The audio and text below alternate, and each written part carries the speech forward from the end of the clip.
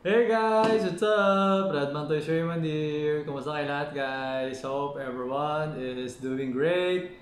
So, long time no see guys. Matagal tayong hindi nakapag-vlog kasi ang dami kong ginagawa. Okay? So guys, doon sa mga di nakakaalam, wala na kasi tayo sa Binondo. So yung store na nakikita nyo sa mga vlog natin, di ba? Yung background ko, shoes. Hindi nyo na makikita ngayon yun kasi nga wala na tayo sa Binondo. Yung nakikita nyo dati, yung nagbablog ako na may mga shoes na sa likod, yung ganun, yun ay ang ating store sa Binondo. Okay, so napaalis na tayo doon kasi nga may bumili ng building, tapos ayaw i-renew yung contract. Mahirap i-explain eh, pero nakakainis yung mga tao na ganun. Okay, so porket mga sobrang yaman, walang pakialam sa ibang tao, no? Ewan ko bakit, yung mga tao talaga, parang wala silang pakialam sa ibang tao. Sarili lang talaga nila iniisip nila. So, ganun na siguro talaga tayo. Okay? Kailangan ko lang talaga siguro tanggapin. Okay? So, yun nga yung problema ko actually, dun pa lang sa kabila, pinoproblema ko na yung store. Inaayos ko na siya, dun pa lang, hindi pa rin siya maayos. Tapos, pinaalis pa tayo doon. So ngayon, may nakuha naman tayo dito pwesto. Actually, dito tayo sa Recto ngayon. Meron ako nakuhang unit sa Recto. Maliit lang yung unit. Actually, this is like 20 square meter lang to. 19 to 20 square meter lang tong room natin ngayon. So, hindi ko talaga alam paano ko siya aayusin. Ako naguguluhan. Tapos hindi ko alam kung ano yung mga gagawin ko and stuff. Although, pagdating sa mga vlogging, gusto ko siya mag-vlog. No? Gusto ko naman mag-vlog. Gusto kong ituro sa inyo yung mga alam ko and stuff like that. Gusto kong mag-review ng mga units. Nagkataon lang na yung pwesto na, alam mo yung ginagawa ko, basically, ang tagal kong pinag-isipan yun, yung pwesto na yun, yung nagbablog eh. Tapos nawala pa siya. Paano ko ba naman, ano yun, parang, okay. So anyway, ngayon, bigla ko lang naisipan mag-vlog.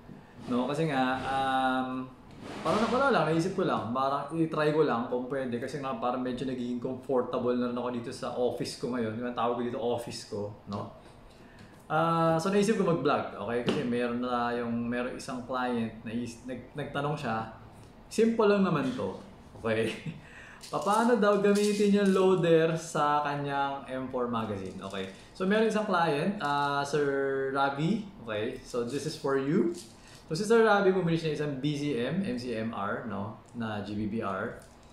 Tapos, sabi niya, hindi daw siya marunong gumamit ng loader.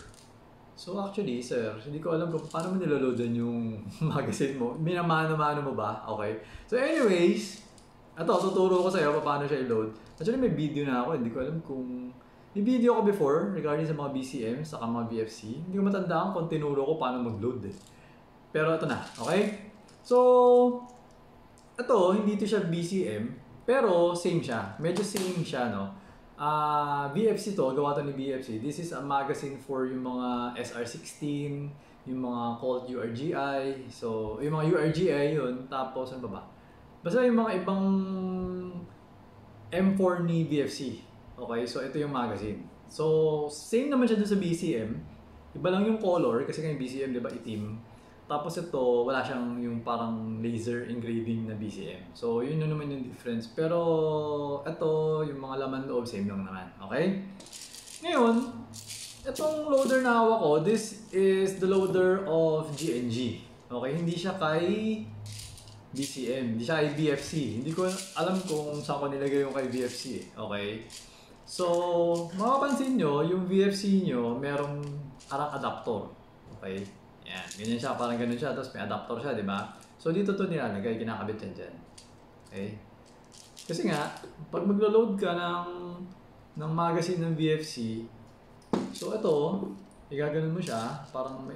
Ito style ko to, style ko. Depende sa'yo kung paano mo gagawin. Basta ito, dito to kinakabit. So pwede rin namang nakaganyan siya. Basta ang technique ko is kinakabit mo yan dyan, di ba? Tapos ito yung magazine. So ito, nakapatong to dito. Okay? So, ang purpose niyan is that pag naglo-load kasi, ang idea kasi ni GNG na paglo-load ng magazine is galing sa harap. Papasok mo dyan, paganon. So ganon, paganon siya. Kasi nga, ito actually GNG to, pero medyo similar din naman yung kay VFC. Okay. So ito, yan o, meron kong mapapansin, hindi ko na makikita mo. Hindi yata nakita. Ayan o, nakita mo yan. So parang ano siya eh. Parang, di ba yung loader parang haganon yung adapter. Tapos parang meron haganon na plastic. Parang may nakaganyan. Parang pag pumasok yung bala, ang ganyan, di ba? Parang pag pumasok yung bala dito, automatic, naka-diagonal yung takbo niya. So pagpasok ng bala, nakaganon. Pag ganun siya, papasok. Hindi siya yung papunta dyan, so may ipit sila lahat dito. Diba? Hindi mo siya papapasok. So parang meron siya nakaharang na ganun. Kaya pag load mo, diretso ka agad sa baba. Ganun siya. Ngayon, kung di ako nagkakamali, dati kasi nga, may nakita nga ako sa, hindi ko alam eh. Ito, hindi ako sure ah. Basta parang lang ah. Parang kay VFC yata, parang sabi niya, do not, huwag mong i-load yung BB na dito, yung pinapasok dyan. Huwag dyan, kailangan gamitin mo siya dito. Pero ako kasi, hindi ko alam, matigas na siguro ulo ko or something. Pag naglo-load ako ng mga VFC na magazine ko, hindi ko ginagamit yung adapter. Hinahawakan ko lang dito. Ganyan, hawakan ko dyan. O sige, ito gagamitin natin. Hahawakan ko lang dyan. Tapos, inalalagay ko tong daliri ko dyan. So, parang iniipit ko to, di ba? Ganyan, ganyan. So, parang eksakto ko din, ha? Sakto, nakaganyan. Sakto naman, di ba? Ganyan. Tapos, gaganyanin ko yung daliri ko para may kanal. Yan. Tapos, saka ko siya ipe-press. Ganyan. Okay. So, yun na. Nasabi ko nga, medyo matigas nga ulo ko. Sa akin lang, huwag na sana siya masira. Okay? Kasi nga, kapag pinapasok mo dyan, syempre, ito kasi yung BB niyan, di ba? Ang humahawak dyan, kung hindi, tatalsik siya, di ba? Pataas. Ang humahawak kasi dyan, yung ganun. Di ba? Tapos dyan mo pinapasok. So, mamaya, lumuwag yan. Pag lumuwag yan, paglagay mo ng BB, tatalsik na siya. Something like that. So, ako naman, medyo nasa experimental basis din kasi ako. Mahilig kasi ako mag-experiment, mahilig ako mag-testing eh, di ba? So, ganun yung ginagawa ko. So far, okay pa naman. Hindi pa naman siya nasisira, no? Pero pag nasira, iba-vlog ko, mapaalam ko sa inyo. Okay? Pero, syempre ako, hindi ko naman tinuturo sa tao na ganun yung gagawin nyo. Kasi nga, based on dun sa manual ni VFC, ang tinuturo niya is gamitin mo yung loader. Okay? So ngayon, paano ginagamit yung loader? So ito, may bala, ganyan. So, kakabit mo lang yan dyan. Pag ganyan, di ba? Tapos, meron akong diskarte. Hindi ko yung ginagano, mahirap eh. Hindi rin ako nakaganon. Pwede rin naman, nakaganyan. Ang ginagawa ko actually, medyo nakaside ako, nakatwist na ganyan. So, nakaharap yung magazine sa akin, ganyan. Tapos ito, nakaganyan, yan. Nakaganon siya. Yan. So, nakaganon ako. Okay? Tapos, hinahawakan ko pa rin ito dito. Tapos, saka mo siya ipapress. Ganun. Yun yun. Tapos, medyo may mahuhulog lang. May maiiwan na konting BB. So, yun ang tinuturo sa manual. So, kasi hindi mo alam, hindi mo rin tinignan yung manual, no? Hindi mo rin binasa yata yung manual, no? Kasi alam ko sa manual ni VFC ko nakita yun eh. Hindi mo nagkakamali. Okay?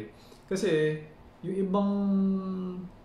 ibang mga GBB, wala silang ganitong adapter. Si GNG lang saka si VFC lang meron ganitong adapter.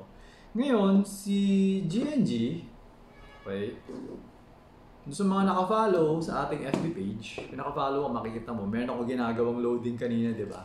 So, ito nga yung ginagawa ko. And ang nakasagot doon, si Mr. Norbert Gali. Sir, shout out to you. Nasagot, tama yung nahula mo, na niloloaded ko yung GNG MGCR ko. Okay. So, itong MGCR kasi, dati sinubukan ko siyang lagyan sa ibabaw. Ang tigas eh. Ang tigas sobrang na to, ayaw pumasok. Kaya tuwing niloloadan ko itong MGCR na magazine, ito talaga ginagamit ko yung loader niya. Okay? So, ayun. Ganun siya. Ganun mag-load ng magazine ng BFC using the loader. Okay? So, ayun. So, ayun, Sir Rabi, alam mo na paano. Okay? So yun lang naman talaga yung dahilan kung ba't ginawa ko itong video para kay Sarabi. Special. Okay? Tapos, wala. Papakita ko na lang din sa inyo kung ano talaga yung pinagagawa ko ngayon. Kasi nga, medyo, ito ang pinaglalaro akong unit ngayon. Although actually guys, meron tayong bagong mga unit dyan. Iba-vlog ko na ba? Siguro next time na. Actually meron ito. I-vlog ko na rin kaya at sabay ko na ano. Kasi baka masyadong mahaba eh. So, ito yung King Arms na... So, wala dito yung magazine. Hindi. So, this is the King Arms TWS yata. Nakalimutan ko na nga yung model number.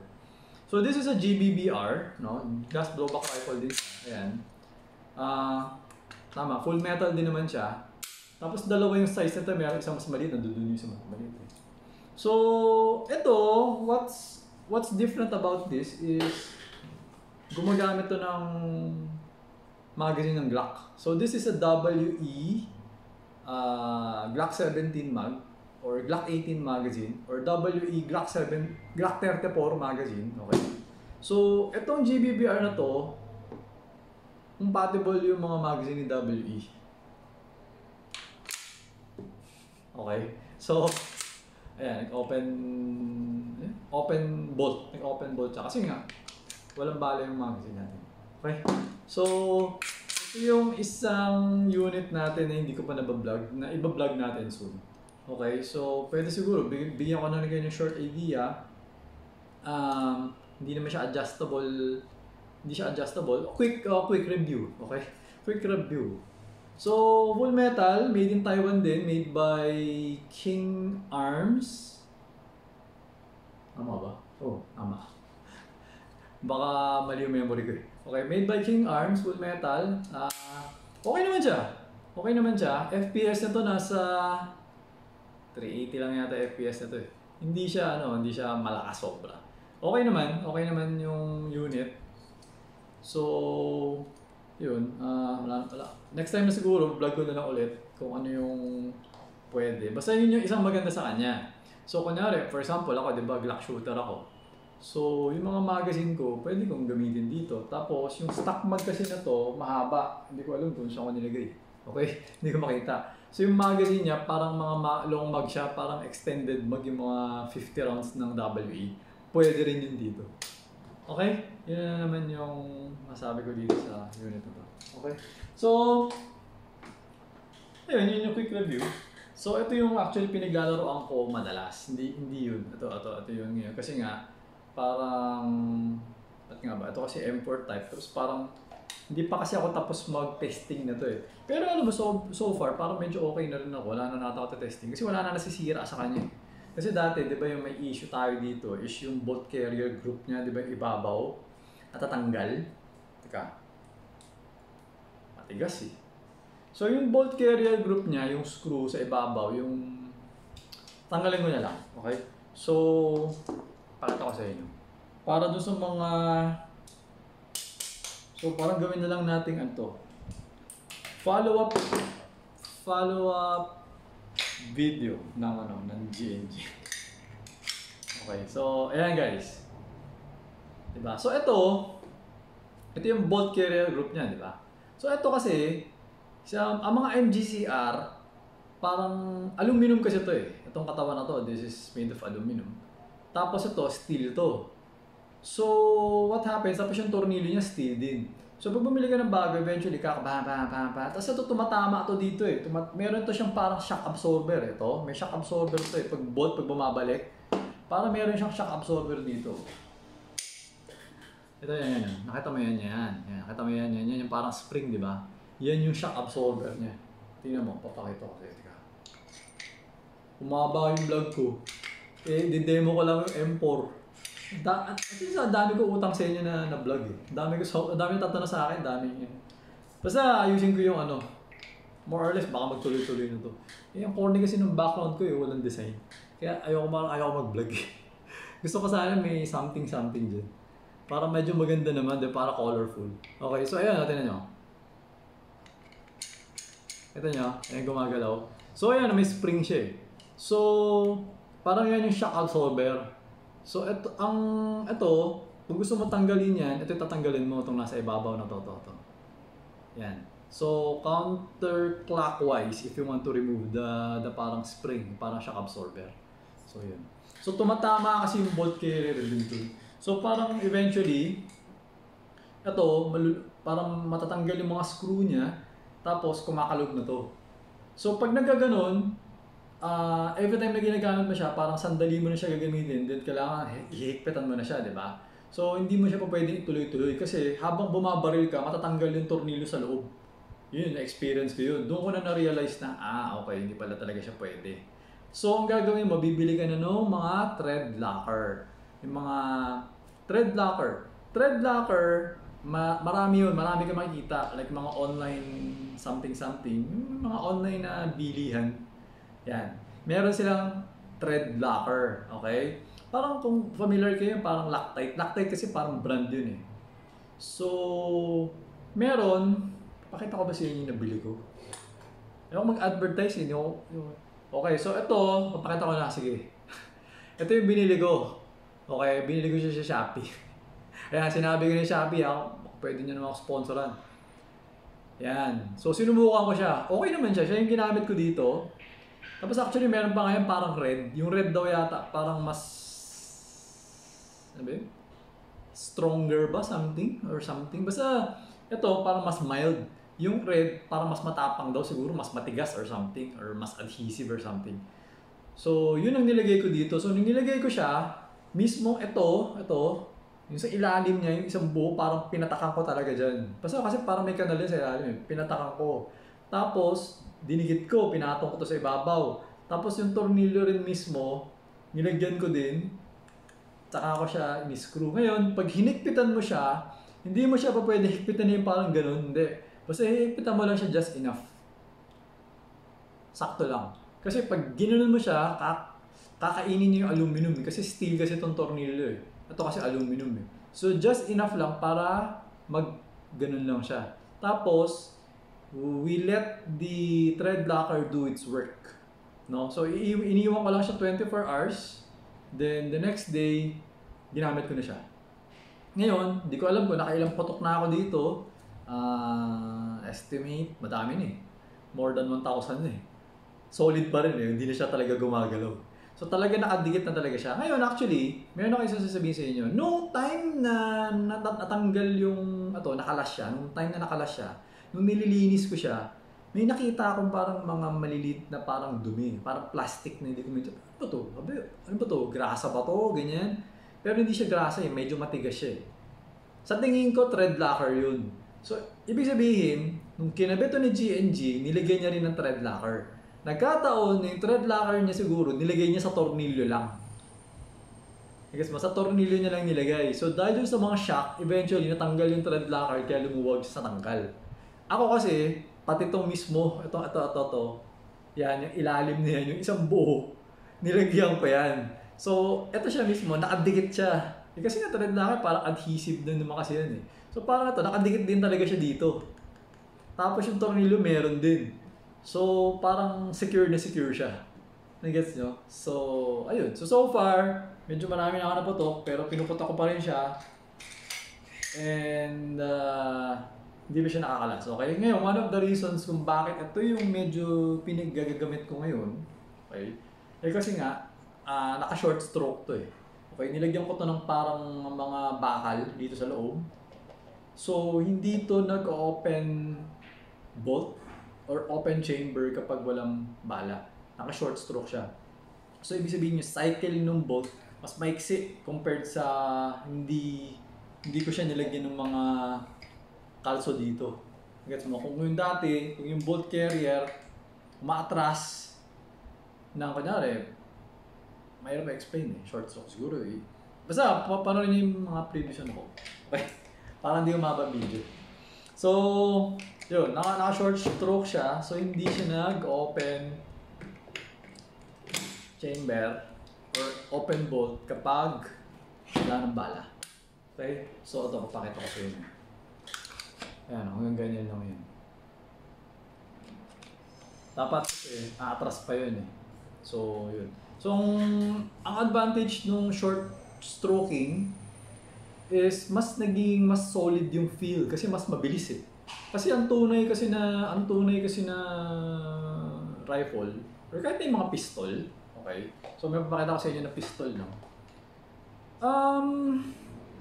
Minsan sa competition, meron din kasi short stroking na ginagawa. Kasi nga, minsan pag double tap, bumibilis, di ba? So, yung ibang mga player, actually ako, kahit na ako, parang nadadayaan ako. Daya naman na to, naka-short stroke ako yung mga baril nila. Sa akin, standard. Gano'n kasi naka-glock ako. Yung glock ko kasi hindi ko alam paano kasi i-short stroke. Kasi talaga isang buo talaga yung cycle nun eh. Pero alam mo yun, ganun talaga eh. Okay, so tanggapin na lang natin. Okay. Pero ito, actually, meron isang unit dito. This is a KJ Works KP07. Ito yung medyo pistol na pinaglalaroan ko ngayon. Halos araw-araw, pinuputok ko to. Kasi nga, na-short stroke ko siya. Ayan. So, pakita ko sa inyo ito. Kasi ito guys, tinama. Ayan o. Yan yun yung sagad. Hindi siya sumasagad.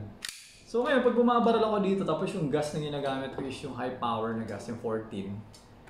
Solid siya, solid. Kasi nga, maiksi lang yung cycle niya, di ba? Parang tune. Tapos malakas. So mabilis. So parang masarap siya iputok. Ganun. Tapos medyo, ang KP07 medyo solid kasi. So, although Glock yung ginagamit ko, wala naman ako sa competition ngayon, puputok-putok lang naman ako, pipling-pling lang dito sa office. Alam mo, parang minsan kasi nasa stress na rin ako, natanggal lang na stress, parang yun. Yan yung ginagamit ko. Ito yung ginagamit ko. So, teka, hindi ko alam kung may gas pa to eh. So, ito yung KP07, yung sa mga di familiar. Ang magazine ng KP07 parang same siya sa Tokyo Marubi, no? Okay, so ayan, ganyan.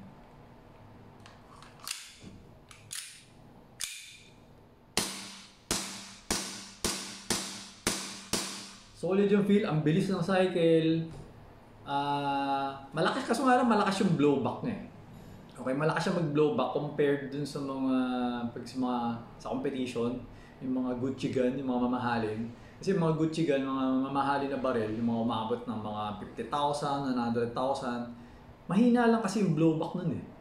So isipin mo, mahina yung blowback tapos mabilis yung cycle. Pag nagdo-double tap ka, parang yung bala mo parang magkadikit. Kaya minsan parang madaya. Pero wala, ganun talaga. Okay? So ako, ini-enjoy ko na lang to kasi nga, pag bumabaril ka ng ganito, mas masaya din naman siya bumaril kasi nga, parang kahit pa paano mas malapit siya sa tunay na baril. Parang ganun. Ayan. So wala nang lumalabas na, wala nang bala to eh. Iba na yung tunog. Kasi naka-short stroke siya. So hindi ko makagat yung open chamber sa kanya. Okay? So same with this. Okay, so ito naka-short stroke.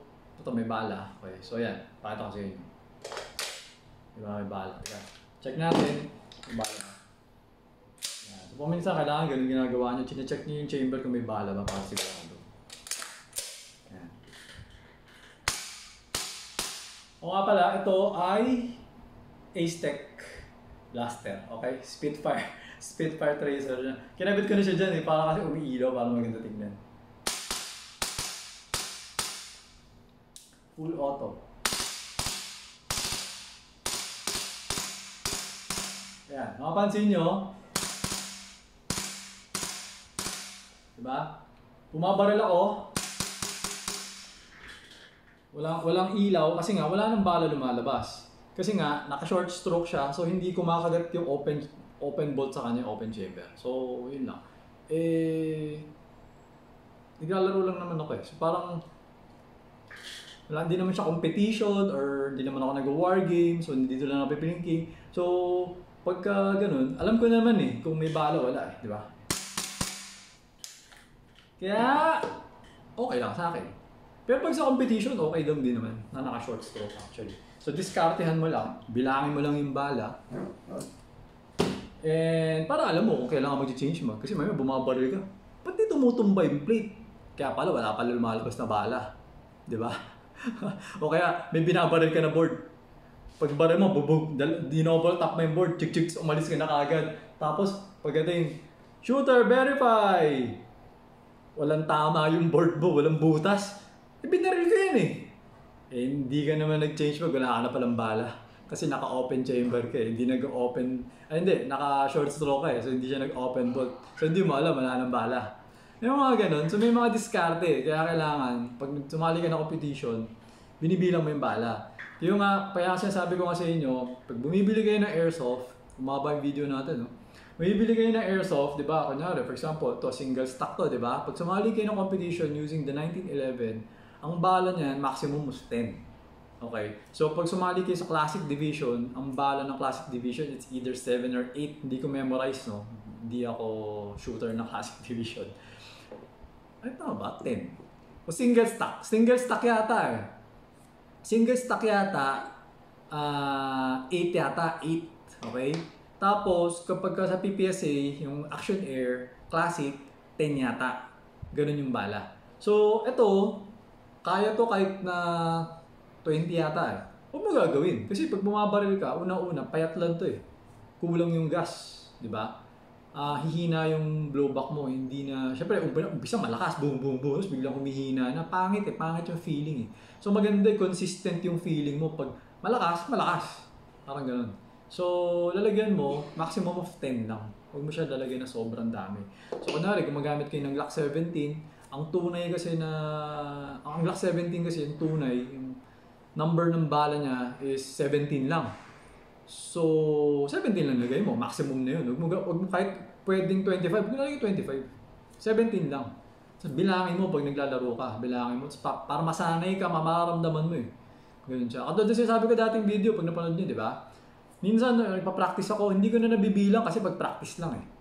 Tapos, bigla na lang ako mag-change mag. Parang feeling ko lang, parang ang dami ko na nabaril. Change mag ako bigla. Tapos change mag, ganyan. Tapos pagbalik ko, syempre pumunta ako doon sa ano eh. Pagbalik ko na, dinadampot ko na yung mga magazine ko. Makikita ko yung magazine ko, isa lang yung bala. Makikita ko yung sa magazine ko, wala nang bala. Alam mo yun, yung eksaktong-eksakto yung pag-change mag ko. Kasi nga naramdaman ko na, parang medyo matagal na kasi ako pumuputok. So parang nafe-feel ko na sa dami ng pinutok ko, parang feeling ko wala na akong bala. Parang gano'n na siya nangyayari. Hindi mo na siya binibilang. Pero syempre, mas maganda pa rin kung binibilang mo. Kasi sigurado pag nagbilang ka, di ba? So yun lang naman yung mga technique kapag eksakto parati yung bala na ginagamit mo. Masasanay ka na, teka lang, paano wala ng bala to? Ganun. Kasi sa pagka pinupuno mo, paminsan, lagay mo 25, paminsan, iba-iba yung lagay mo ng bala, parang ganun. So, hindi ka magiging consistent. Okay? So, yun lang naman guys. Abangan nyo na lang yung mga next vlog natin. Parang medyo okay na yung setup na tong office ko na to. Hindi pa naman. Okay? So, hindi ko pa rin alam kung saan ako magbablog, pero baka dito na nga. Ito na. So, ayun guys. Okay? So, thank you for watching guys. Until next video, always remember to stay safe, stay great, be good, and be thankful always. God bless everyone. Bye-bye.